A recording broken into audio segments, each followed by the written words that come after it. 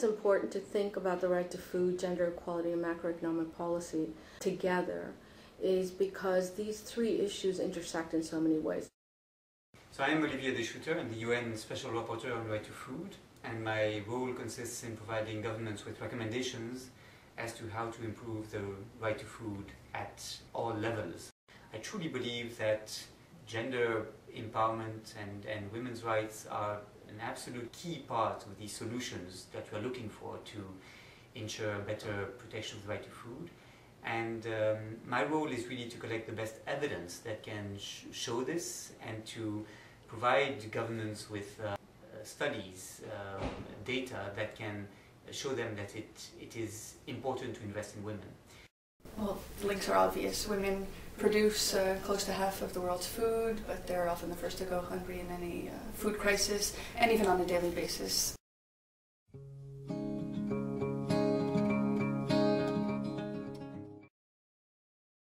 If you look at who's going hungry in the world today, 60% of the people who are getting less than 1,800 calories a day are women or girls. So the hunger is not an innocent occurrence. It has right at its heart, it's an incredibly gendered phenomenon.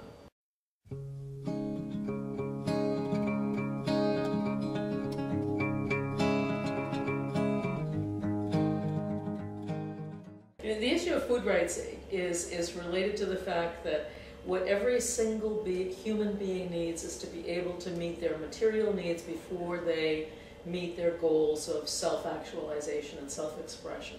So food rights is absolutely fundamental to that.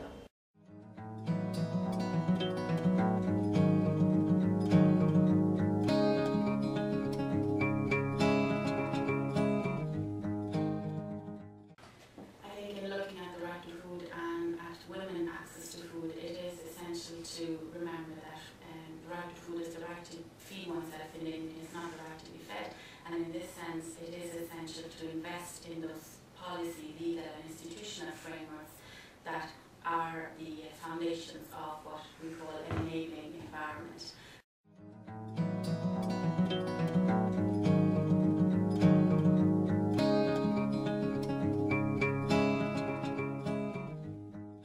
There is no reason globally for there to be anyone who is malnourished and without food.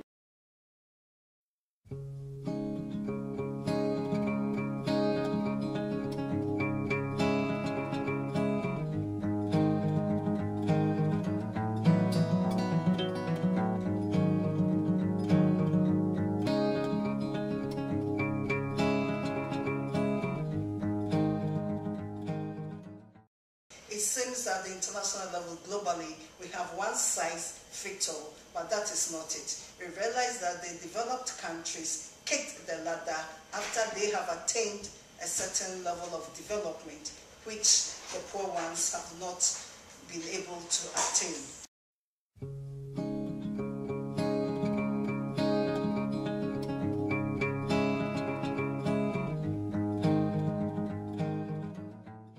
Policy space around the right to food has been really dominated by dominated by men. The whole agricultural policy discourse has been dominated by men. Trade policy, discussions around trade policy, around agricultural policy, this is really a male-dominated space, and there's been very little room for women's rights perspectives on these issues. The government's role to guarantee rights for women, or for citizens for that matter, has been relegated to, or has been subjugated by the higher level economic discourse and market-oriented programs and policies. And my hope is that governments can start to be influenced much more seriously to think more importantly about their citizens than about the profits and the market and the corporates. And that the focus and the attention and the priorities of governments can be shifted so that the rights of the marginalized, the poor, and especially the women can be prioritized again. One of the things that's happened with the financial crisis is that speculators have moved from the real estate arena to trying to find new places for them to invest money that will give them profits. And one of the main places that they've found is speculating on food. And by speculating on food, the price of food goes up, the volatility of the prices go up and down, and because of that, people's access to food is reduced. And when the price of food goes up, it's women who bear a huge amount of the brunt of, one, not being able to buy the food at the right prices, or having to increase the amount of unpaid work they do to either grow their own food or buy food that is not as quick to cook, or forego food because the prices are too high.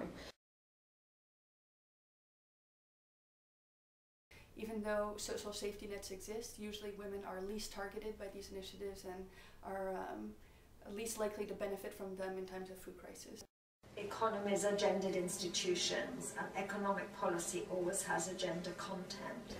The right to food is related entirely to macroeconomic policy and economic policy more generally. And if you only look at the right to food and not look at the macroeconomic issues of financialization of food, but if you only look at those two components, you miss a huge part of the gender implications of these kind of macroeconomic policy issues that often don't get talked about in terms of gender equality. There has been an extraordinary increase in research that we call feminist economics. But feminist insofar as it's not only concerned with gender equality in women, but also with economic systems that are equitable, that create the conditions for everybody to provide for their families and themselves with dignity. Some of the key issues that I think came out of this meeting that were particularly interesting really involved seeing food policy and food prices and issues around those in a whole new light, seeing them as an integral part of broader discussions of economic policy and human rights discussion, not as kind of a specialized marginal topic, but as a centerpiece for thinking about formulating economic policies in order to realize human rights.